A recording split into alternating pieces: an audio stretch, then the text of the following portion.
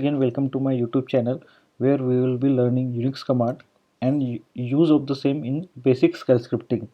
Now we have seen quite a few amount of basic shell scripting. As of now, we have moved on to the if-else statement. We have seen first block of code also. If command is successful, then execute this block of code and then terminate from this loop. Now let's go ahead and learn this second loop, if then else, and then again move out of the if else statement. So last time we checked this script. Now as you know that okay, I have given the link of this GitHub in YouTube description section. We will reutilize the same script, and slowly as we will keep on learning more and more commands, more and more loops, we will keep making this script complex also. So now last time as we have seen if loop, let's add else loop and let's try to modify the script also. So first let's go ahead and see what this script is doing. So as usual, we will start with our first line as shebang. Then we are just checking what is the date, on which date we are executing the script. We have assigned the value of our one path to one of the variable, and we are checking whether file is available or not. The file name is test.txt.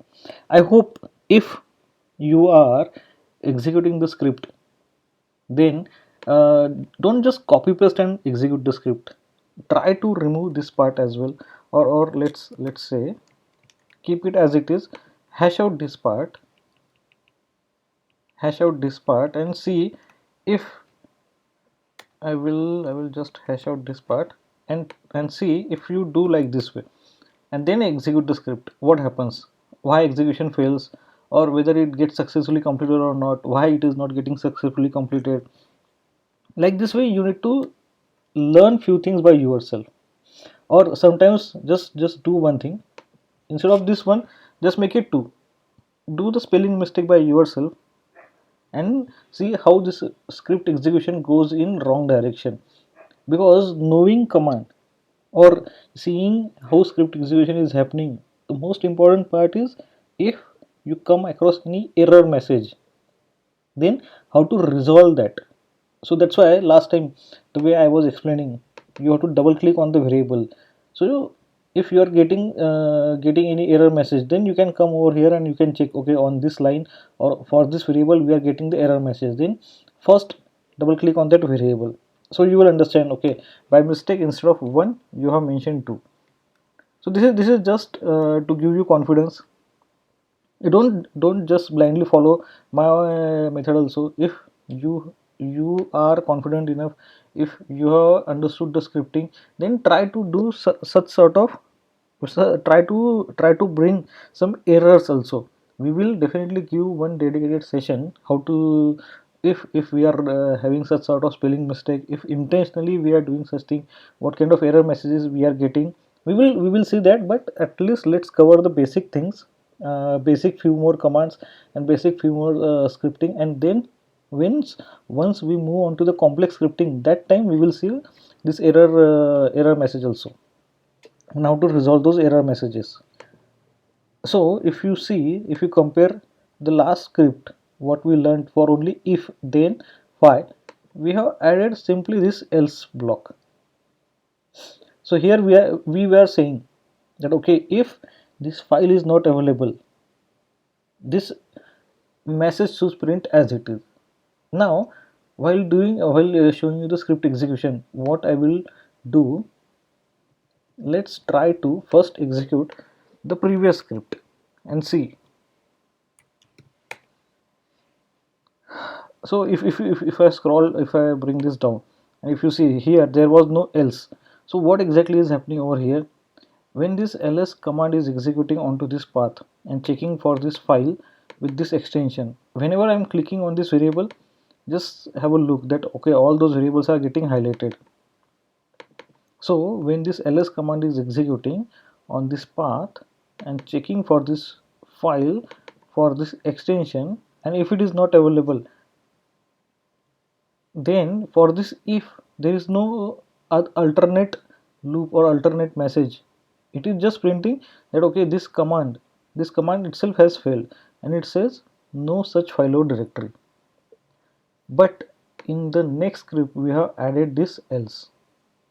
As we have added this else, let me do one thing, because we have only added this else part. Let me just bring it up and again execute the next script. So see the difference. Most of the lines are same, only that else part we have added. So we will see that okay, test.txt, no such file or directory. So this was the output of previous script. So here also it is saying test.txt, this command, and then no such file or directory. But now we are getting the error message which we have mentioned in the else block. Now you may ask, what is the difference? So here, whatever script execution you are doing, whatever command execution you are doing, if that command execution is failing, there itself script is coming out of the loop. But here, at least whatever error message you are providing as per your convenience, that error message is getting printed.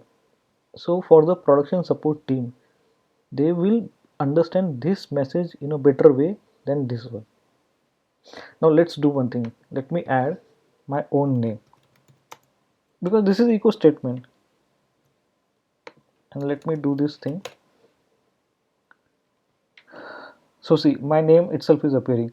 So this is how we can utilize echo statement and add our own message, specialized message, to understand how script execution, if it is failing, if it is not getting successful in the if block and it is going to else block, then by adding such sort of specialized word, means of course not a name but the way you want, you can find out the bug in the script. So this was just one basic thing which I wanted to show you. This is how you can learn things.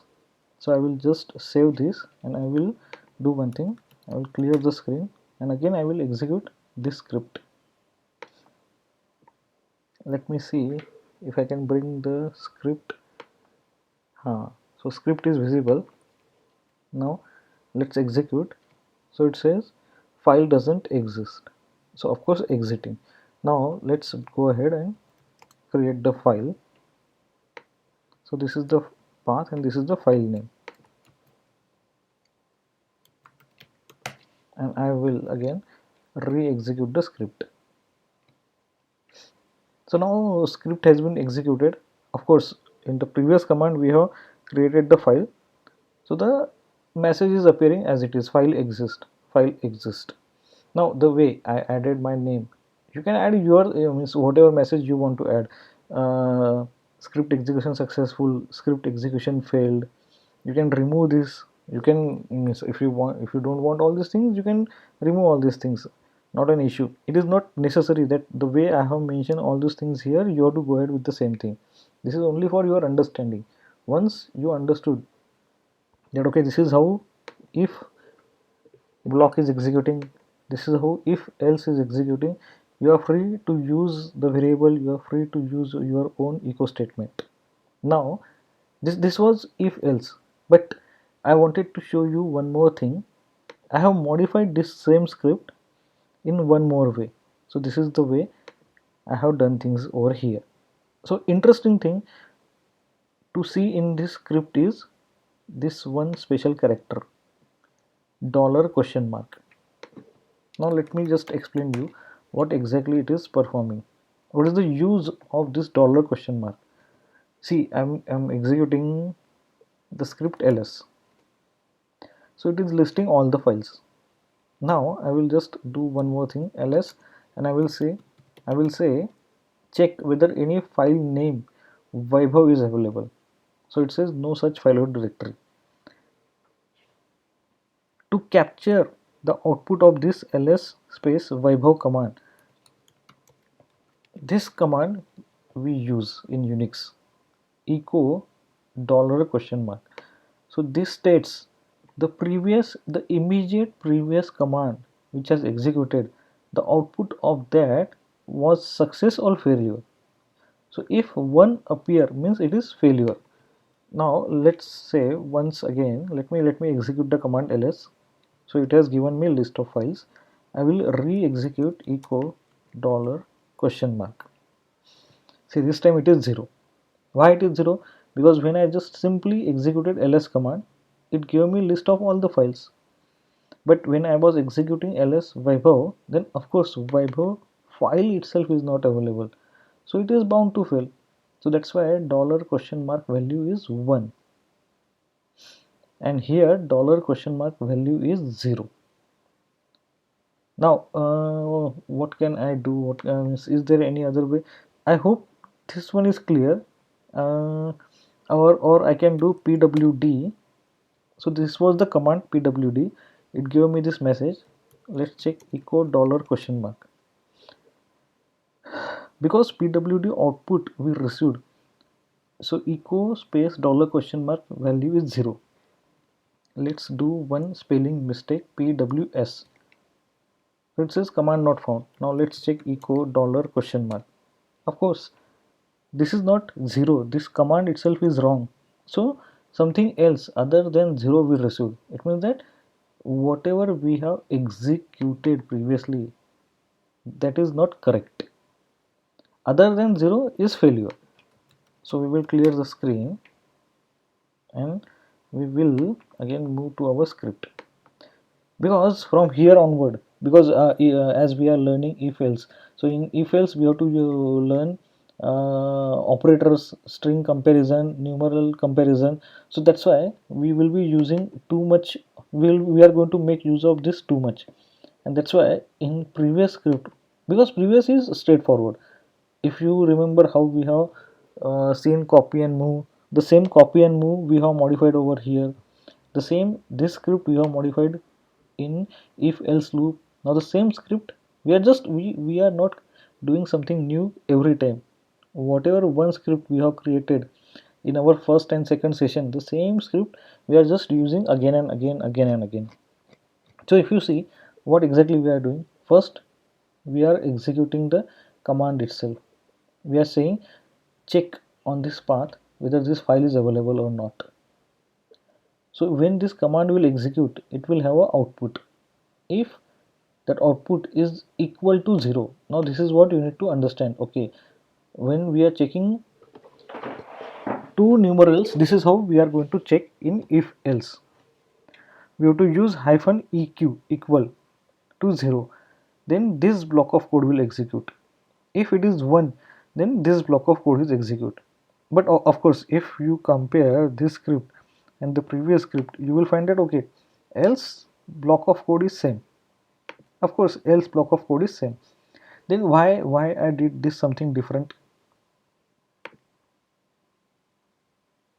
The difference is, and why I did different, here we are executing the script, we are not checking whether that script that command execution is successful or not. We are just going ahead with this command execution and we are saying if it is successful, do this part, if this is fail, then this message will print. But here we are getting the message also whether this command execution is successful or not.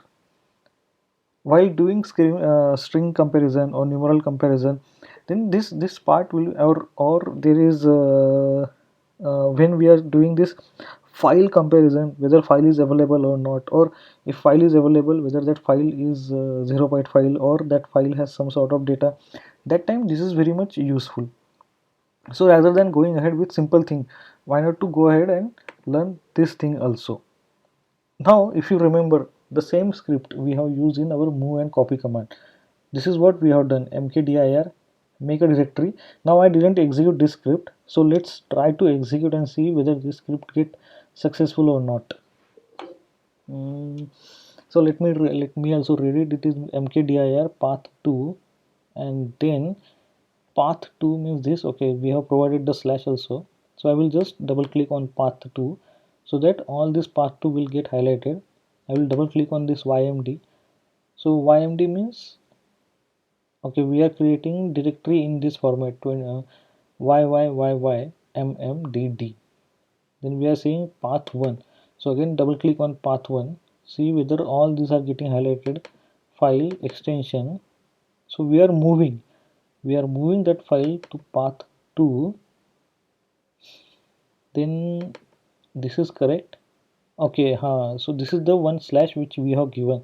If we don't provide this slash, then this will consider as a file. This will not consider as a directory. For script to understand that, okay, this ymd, because of mkdir, we have created a folder. We have to definitely provide a slash over here. So yes, this is one interesting thing. When you are doing the execution, try to remove this slash and see what happens. And then we are saying move the file from path 1 to path 2 onto this subfolder. Then file 1, okay, file 1 is getting highlighted everywhere. Again, when moving the file, rename the file. So here we are renaming the file as well. But while renaming the file, we are using different date format, dmy. So we are saying, okay, dmy is getting highlighted like this way. And yes, we are adding one underscore also. So try to understand how we are adding the underscore. In the date format itself, we are adding the underscore and then extension. And then one more thing, we are again checking whether if we have moved this thing, whether this is actually moved or not. So we are checking it by this ls command. So let's cross verify.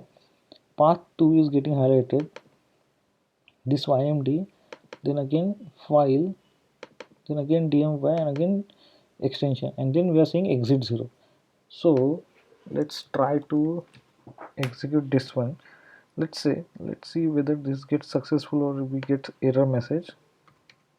A fifth. Okay, we are on scripts. Let's see whether we have this fifth script. Okay, we don't have. This is again one more interesting thing. I will do like this way, FIF, and I will press the tab. So if you see FOU, I'm checking this script because this is a script and this script is having execute permission. If you see X, execute permission. So if I just type this much part, FOUR, and then press tab, as this is a script and the script is having execute permission, the name of the script will appear over here with the help of that tab.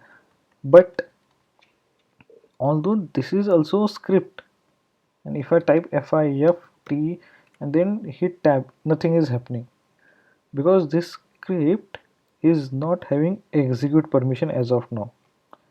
So that's why it is important to provide the execute permission. Let's try with this sh also, FIFTH. Yes.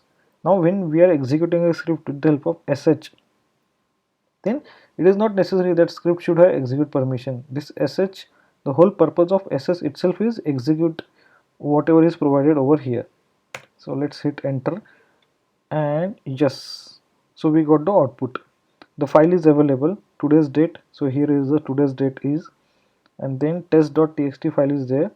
Then this directory has been created with today's date, and then while moving the file test.txt, the file has been moved and rename also. Now let's re-execute the script. Correct. So this is absolutely right, whatever we have done previously. So of course this test.txt is not available, so that's why it says it is not available and exiting. Now when you are going to do this part, you need to understand one thing. Again, place the same file onto the main path and re-execute the script.